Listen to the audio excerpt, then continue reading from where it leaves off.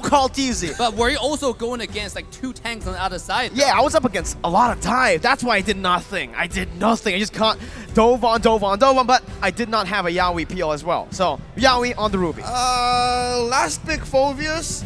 On paper, it looks amazing. I'm liking it because, again, you have a Yusin Shin with Harith. that passive you want to trigger, the Harith, Ruby. the Ruby. Yuzhong has a nice dash in there built into his kit. Yup. Is this trouble? I think it is. For Echo? Are they going to crumble under the demonic force? Well, the demonic force is going to be a massive weapon that they can use, but look at the crowd. This is a weapon that both teams can use. The support coming in by both Echo and Team HAQ as we get ourselves ready. Let's hear it once again. Tennis indoors and Nyan for Team HAQ and for Echo in game number 4. As both sides now walking into the game, both teams are trying to get as much vision as they can. They both play really aggressive. Look at Min, looking for vision immediately. And by the way, that's a sexy Ruby skin right there. Yep, I wonder what it is. The Aspirant skin, about released a month ago, and you just gotta grab it. I think the timer's running out on that. Go get it. Now, look at this aggressive move by Min. Checking in. Can he get trapped in by Yaoi and Sanji? Uh-oh, it's also a lane swap. Once again, the Malaysian swap here. As Min jumps in, is able to actually buy some time here, flickers out to safety. Wow, I mean, already really aggressive. It's Min. You know, yes, he's getting cornered by 3 people, but remember, it's Min, right? He's unkillable.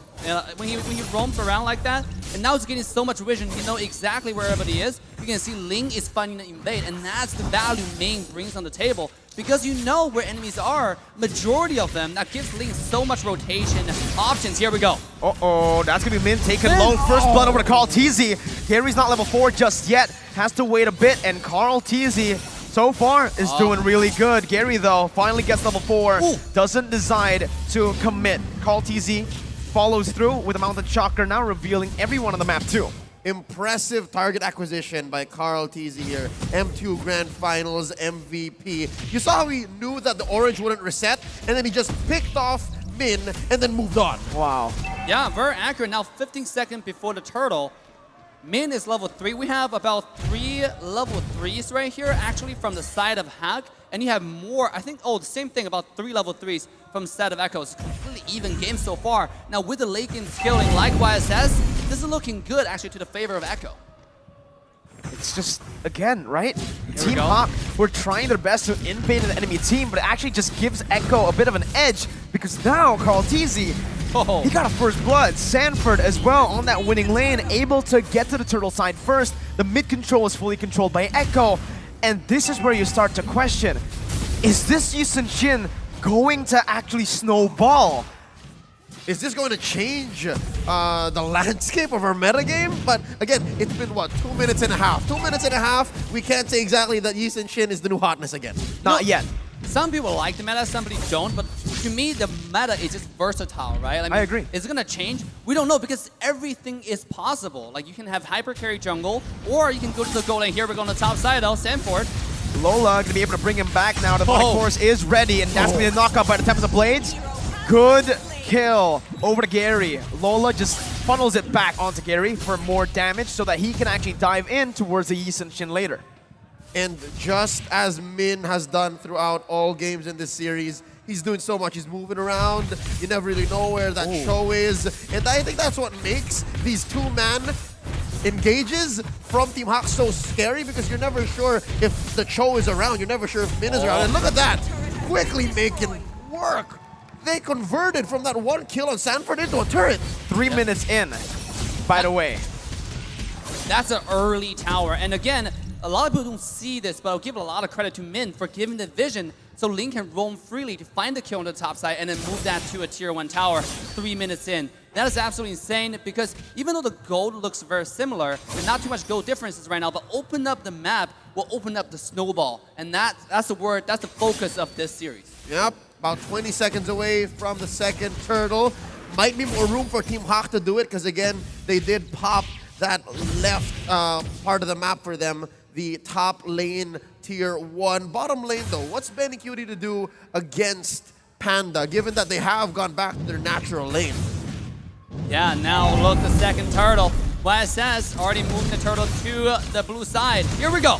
Min gonna be able to jump in now. Look at the Kundo and the way the dragon to bring Yaoi back, but it's gonna be Sanford who finds a petrify onto 3. Gary gets a Tempest Blaze onto Yaoi, finds a kill. Sanford still on the back line, knocking man up, but Gary picks up the turtle and goes back in on the Carl TZ with a double kill now onto Sanji. He's looking for a triple. He dives in under the tier 2, but he's not gonna be able to find it. Sanford still hunting. Lola getting out. Gary dashing onto the wall, but Furious Dive follows it through. Gary's still gonna be able to actually get out Sanford, now caught in a bad situation as he's 1 HP, and that's the kill picked up by Lola. The passive does its thing, and it gets a trade for Sanford, but that is value for Team HAQ. Oh my god, what a team fight there. You can see the value from the Demonic Force in that team fight in full display. We talk about what to do about this ultimate. You don't really have much choices right now at this point. You just have to wait for Lola to wait out the ult, you bait it, you dash, you commit a team fight, do the poker face that Echo like to do, right? Go bait out a skill and then just wait. I think that's probably the only option you have. So far, Team HAQ has grown into this series. They are ahead about 2K. Min admitting to the fact that ever since Team HAQ was formed under MPLMY, they were gunning for M4. Imagine that, being a qualifier squad, going straight to becoming champions, competing at the world stage. They catch Yaoi. Yaoi also getting brought back by the I'm Offended, terrified down. Min still looking for one more knock-up. Yaoi not able to connect his own I'm Offended. But in the enemy jungle, Carl TZ is gonna fall, and this was exactly why we thought it's not gonna work. Gary! Super fast hands as he just styles out of there. What a style there. I mean, just changing skills. And Karate is definitely falling off, right? You can feel like he doesn't have the damage or the survivability. If you don't have the support from Yaoi, it's going to be a problem. And here we go on the bottom side. You can see, thanks to the advantage they got from the jungle, they're able to push a bottom tier 1 tower. Oh, here comes the hook. Yaoi gets the I'm Offended. Panda still able to get out with the BMI. That's going to be the way. Dragon popped in by Min, but it's going to be 2 members taken down. Make it 3. Someone else fell on the other side of the map. Wow, what a fight that was forced in by Echo in the gold lane. Wow, I mean, they got the tower, but I think the overstayed. The minute wave could have just done the job for them, right? I mean, overstaying for 1 extra second would have to do so much for you. And that's exactly what Yaoi did. Took advantage of the situation and find it on offended, and that changed the game. Given the outcome of that bottom lane siege from Team HAQ, could this be what Echo needed? Could this be that, set of kills that puts him back on the map? Because last we checked, and what was that, a minute or 2 ago, HAQ was just in control, right? What was that, almost 2K gold? Yeah. I'm wondering, because I'm seeing Benny Cutie, I have my eyes on the Storm. That Zaman Force is not quite lethal yet. Like, he has to spend so much time. They have to make sure that Team HAQ is where they need to be to get those attacks in, to get those spells in, that Synchro Fissure. And I'm guessing Echo needs to be on top maybe for a little longer. Yeah, I agree. They got to grow that lead. They gotta grow that lead, and they gotta start shutting down the gold laner, right? Because right now they're doing a great job at shutting down Carl TZ, but Benny, okay?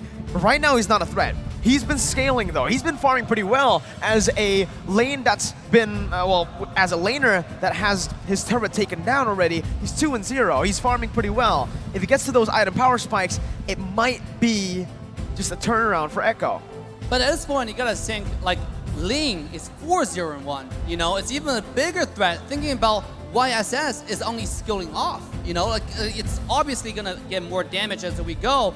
But, I mean, Ling is still going to one-shot him going to the late game, especially with Phoveus as a threat at the same time. Like, where are you going to dash?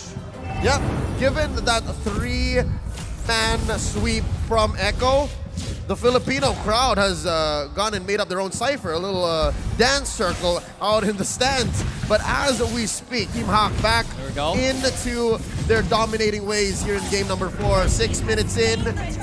No turtles so far after that first one for Echo. So I can only imagine what Carl TZ is feeling. Is this the Yushin Shin you were talking about, Mirko? Yeah, I mean, again, based on my experience, I've played like 5 games on the Yushin Shin. The new Yushin Shin. Yeah, the new Yushin Shin in this patch, right?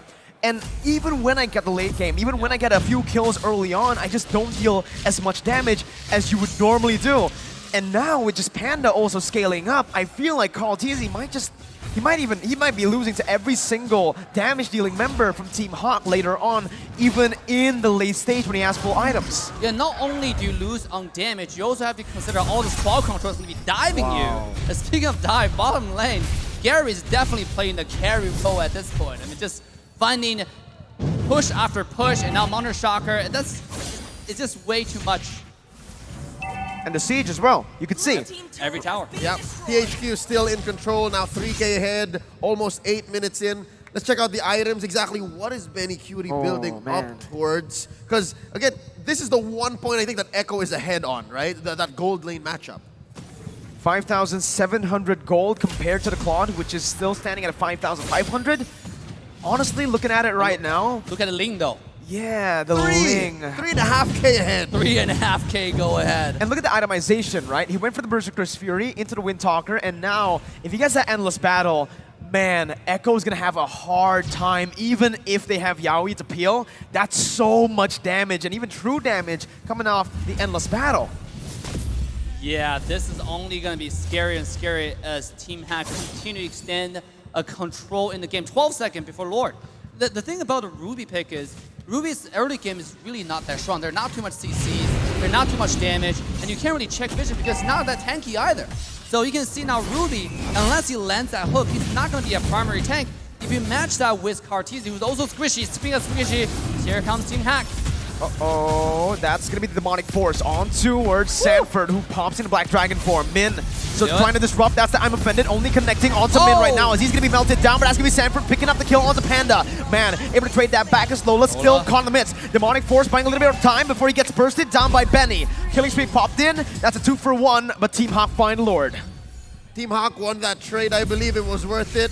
A little too messy, but Echo are finding what they need to find on the map to eventually get back into this game, shrinking that huge gold lead. It's a astronomical lead that Team HAQ has, especially on the team members that matter. But so far, I just noticed now, man, almost 10 minutes in, Echo only pushed one turret.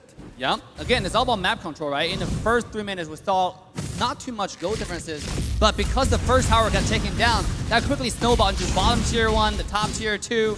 Now with Lore coming in, even though the Team HAQ lost 2 people, Team Echo couldn't push a singular tower. Now the mid-tier one's gonna take it down because of all the crashing coming to the jungle. Oh, Cartesi is gonna be assassinated there. Man, 1 HP. Sanji finds the damage, but Gary's gonna be able to actually get out. Lola now under the turret, jumps into the Demonic Force, not able to find Yaoi, jumps in once again. Gary finds the kill. Panda jumps in with the flicker too, but it's not enough. Benny and Sanji get out. It is a tier 1 turret taken down by Team HAQ as Gary looks to try to look for the base turret now. Sanji coming in. That's the base turret passive, and Gary needs to back away. Tier 2 now in the mid lane. Gonna be targeted down and sieged down by Team HAQ. That's a clean capitalization by Team HAQ of that small win. Again, 3 for 3 across the board. I'm feeling the problems with the Yisun Shin now. Again, you have the Yisun Shin, you have the Harith. They both need to hit their opponents for an extended period of time. Yeah. They're pure DPS, so the box that Sanji's setting up doesn't seem like it's enough. Yeah, and also they need to scale. But if you think about how much pressure Chao is giving on the map, it's not allowing them to scale, right? Ling is able to split push, find more tower, proc the high ground. The high ground tower's passive as well. I mean, this is too much pressure from all over the map from Team HAQ, and it seems like the draft that Echo has is not paying them any dividends. I agree. I was one of the first downers towards the Yisun Shin, right? The damage, even towards the late game, based on my experience, isn't enough to really become that hyper carry. I was willing to give it the benefit of the doubt, given that it was a nice way to kind of, stop the whole Valentina situation. It's a DPS hero that, yes, it does provide vision, but it's not a game changer when it comes down to a team fight. But yeah, again, it might have been a concept that needed more time in the oven, might have needed more reps. But we'll see if there is a comeback, because it's not over quite yet. There's still inhibitors standing for Echo. Yeah, and here we go. Gary split pushing again. And he's not pushing that much. He's not completely shoving the wave. He gives the wave a gentle tap, and this allows the wave to accumulate. And then Ling, thanks to the mobility, is able to roam to the Lord almost immediately. So now, again, Team HAQ has control over the map going to the Lord fight. Again, it's that wave control from Team HAQ, right? They're able to actually slow push the waves, and they're going to be able to create so much pressure onto that XP lane where Echo is not really going to be able to respond to either play. There's always that split push threat with the Ling, and also that Lord take that's is constantly threatening Echo. And Echo at this point need to choose one, or maybe they need to just defend at this point. Even if they go for a 5v5, it's not a 50-50, it's more of a 70-30 as it stands. Yeah. Most things that Team HAQ have their eyes on come for free. That's what this 4K gold lead is giving them. And for Echo, as you mentioned, it's a hard decision. Like, I wouldn't even know where to begin. Dave. Uh-oh. I mean, I don't know what to begin, but here it comes. Yowie with I'm Offended finding Gary and Min, but Gary's gonna be able to get out, but that's gonna be a lot of damage placed on the back line. Panda flickering out, man, gonna fall, but the demonic force now by Lola, over towards Benny with one more coming down. It's a 1-for-0 for Echo. They bought a bit more time, but look, again, Echo, they lost a lot of HP there. Now it's still, despite that pick, gonna be Team HAQ who has more pressure on the Lord, but Echo, they're using this man advantage really well, forcing it instantly. Speaking of when you don't know what to do, it's the decision making. Like how decisive can you be? How fast can you make your decision and execute on it? That's gonna make the difference, right? You saw Yowie jumped in with the hook, and that made a whole lot of difference. But that difference is quickly minimized as HAQ's now making a move on the Lord again. 4v5, it's gonna be the retreat battle. Gary wins it. Carlteasy gonna be kicked down, locked up by Minus. Panda jumps in with a blazing duet to the back line. Benny, now in the midst of it all, jumping back and forth, getting a kill, getting shut down though by the likes of Panda. Min still surviving. His stats gonna be Sanford running away. The Furious died by Man, as that's gonna be enough to lock him down. 4-for-1. Team HAQ on a run now to equalize in game 4. Oh no, this looks familiar. It's just one defender left. Yowie's gonna take about 5 or 6 seconds before he can come to help defend. Sanji puts up the ult. Will Lola fall? Nope. All right. No. I think Echo's still in this. Yeah. Sanji still dishing out damage, poking them down. Mid lane base server gonna fall. BMI popped in back. Yowie very close to getting that I'm Offended. But like you mentioned, Leo, not enough just yet. Team HAQ back away. Now, if the Lord come close for the charge, that's another free HAQ Line tower. And remember, all at the same time, bottom wave is slowly accumulating towards the high ground of Team Echo. Team HAQ, all they have to do is push this Lord in. Can they do it?